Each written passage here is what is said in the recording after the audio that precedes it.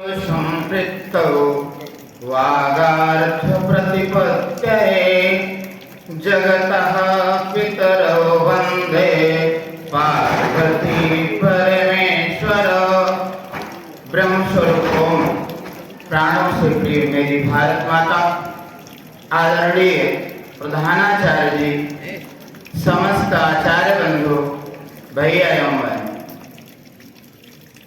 आज हम सभी महर्षि वाल्मीकि की जयंती के उपलक्ष्य में यहाँ उपस्थित हैं।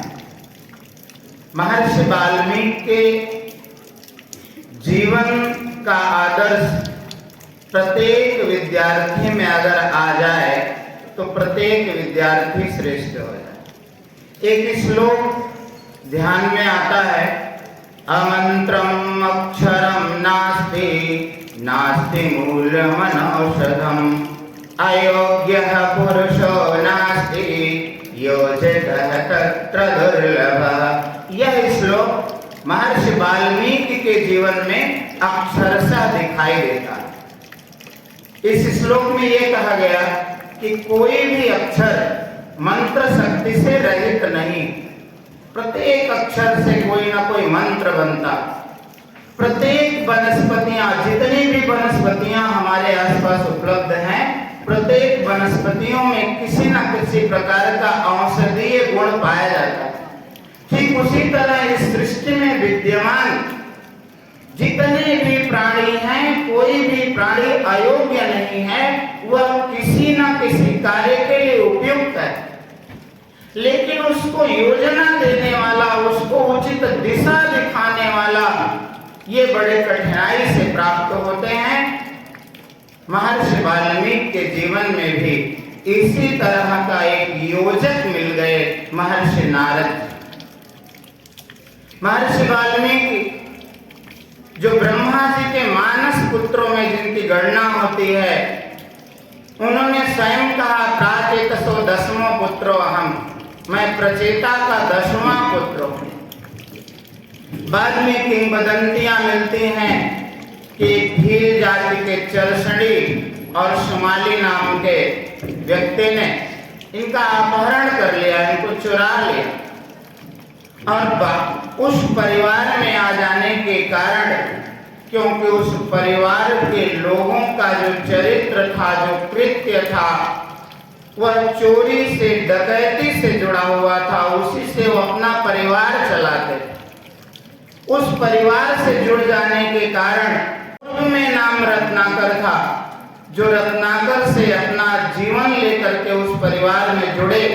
ऐसे वह रत्नाकर नाम का जो बालक था, वह उस परिवार की ही जो जीविका थी उसको आगे बढ़ाया और अपने परिवार का पोषण करने के लिए चोरी का कार्य, डकैती का कार्य करने लगा। एकांत जंगल में राहगीरों को लूटता, धन मिलने का संशय होता तो उनके प्राण तक लेने में रत्नाकर को कोई संदेह नहीं होता था, कोई दुविधा नहीं होती थी। रत्नाकर उनके प्राण ले लेता। एक दिन उस मार्ग से महर्षि नारद गुजरे। रत्नाकर घात लगा करके किनारे झाड़ियों के आड़ में बैठा था। महर्षि को देखा, निकला, लाल लाल आंखें, क्रोधित आंखें, भयावह चेहरा बना करके कहता है कि रुक जाओ, जो कुछ भी लिए हो दे दो, अन्यथा प्राणों पर संकट आ सकता है। यह बात सुन करके महर्षि नारद वहां स्थिर हो जाते हैं। रत्नाकर उनके पास पहुंचता है तो महर्षि नारद कुछ प्रश्न करते हैं उस रत्नाकर नाम के डाकू से। महर्षि नारद ने पूछा रत्नाकर से कि ये जो कार्य तुम कर रहे हो, ये क्यों कर रहे हो, इसका उद्देश्य क्या है, इसका प्रयोजन क्या है? रत्नाकर ने कहा, यह हमारे परिवार की जीविका का साधन है। मैं अपने परिवार की जीविका चलाने के लिए यह कार्य करता हूं। देवर्षि नारद ने कहा, क्या तुम्हें ज्ञात नहीं है पाप है?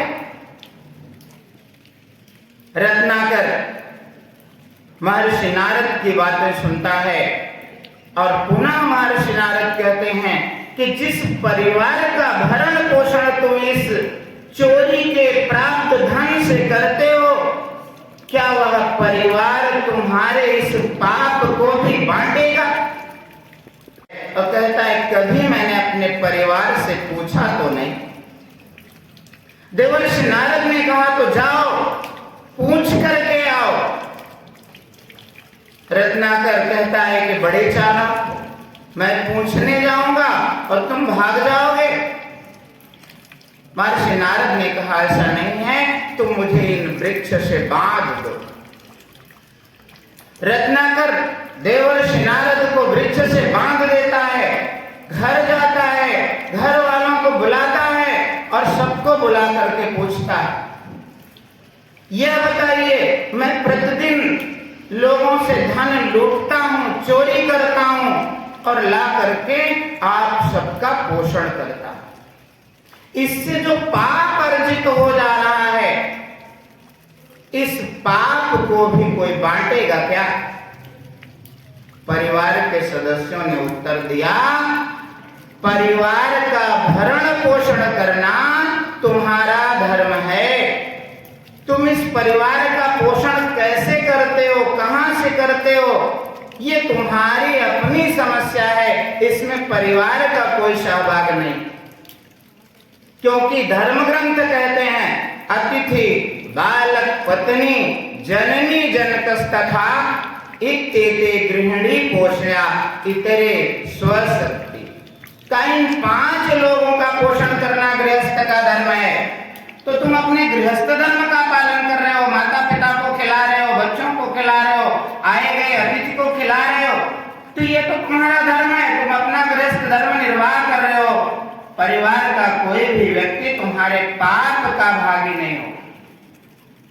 सुन करके रत्नाकर को बहुत दुख हुआ, लौट करके आया, महर्षि नारद जी के बंधनों को खोल दिया, उनके चरणों में साष्टांग लेट गया और कहा, महर्षि बहुत बड़ा अपराध आज तक हमने किया। प्रतिदिन मैं अपराध करता था उस परिवार के लिए और आज उस परिवार ने कहा इस परिवार का दायित्व तुम्हारा है, पाप हम लोगों का नहीं। पापों से मुक्ति कैसे मिलेगी? देवर्षि नारद ने भगवान राम का पूरा चरित्र सुना दिया उस रत्नाकर को और अंत में कहा, ऐसे इन मर्यादा पुरुषोत्तम के मूल मंत्र राम शब्द का जप। वह रत्नाकर डाकू इतना पाप किया था, जिसके मन में सदा मारो काटो ही रहता था, लूट लो मार डालो। ऐसे उस रत्नाकर के मुख से वह राम शब्द निकला नहीं। बड़े कठिनाई से रत्नाकर मरा शब्द कह पाए।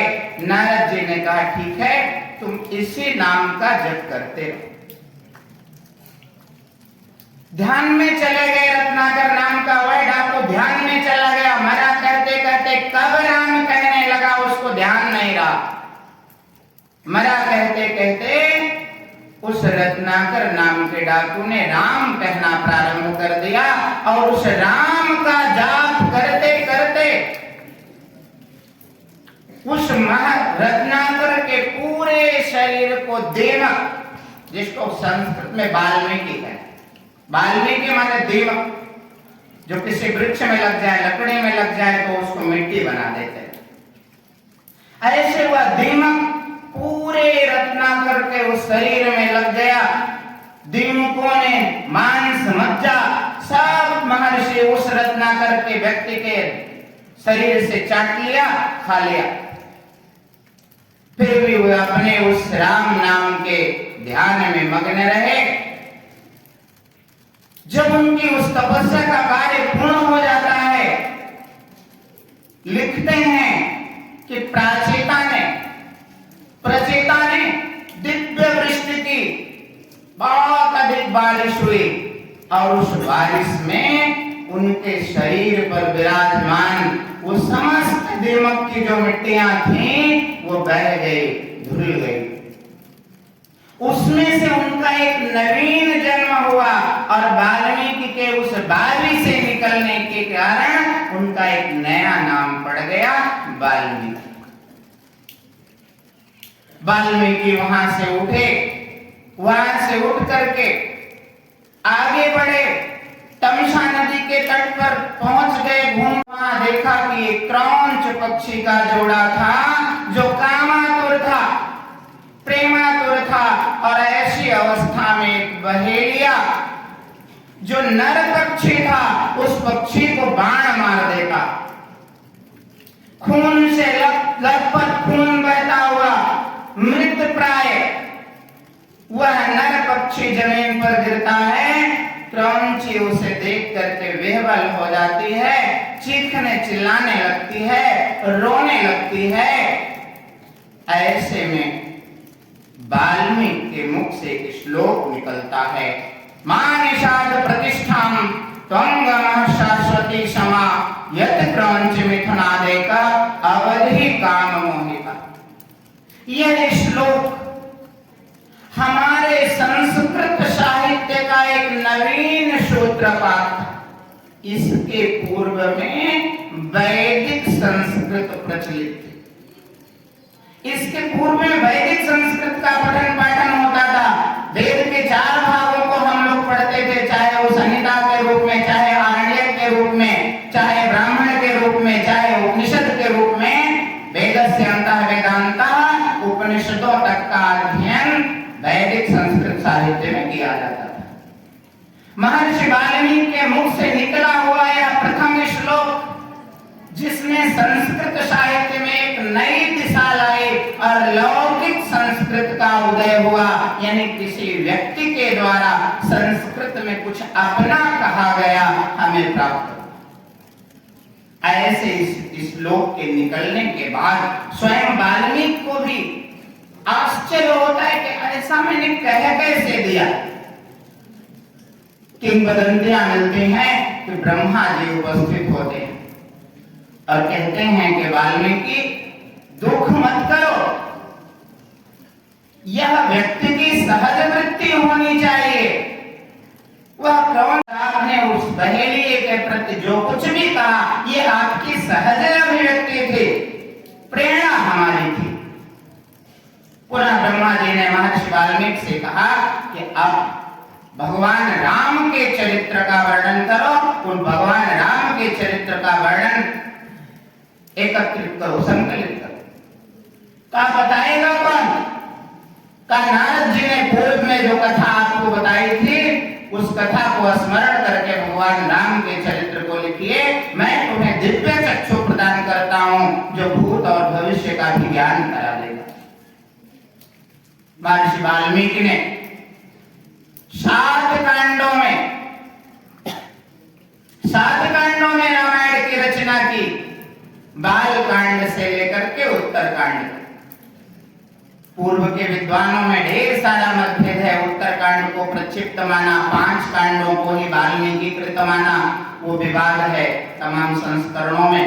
लेकिन वर्तमान में जो ग्रंथ हमें प्राप्त होता है 7 कांडों का रामायण, जिसने महर्षि को अजर अमर कर दिया, रामायण आदि काव्य हो गया। यानी इससे पूर्व लौकिक संस्कृत साहित्य का कोई ग्रंथ प्राप्त नहीं होता। वाल्मीकि से हमारे लौकिक संस्कृत जगत की शुरुआत होती है।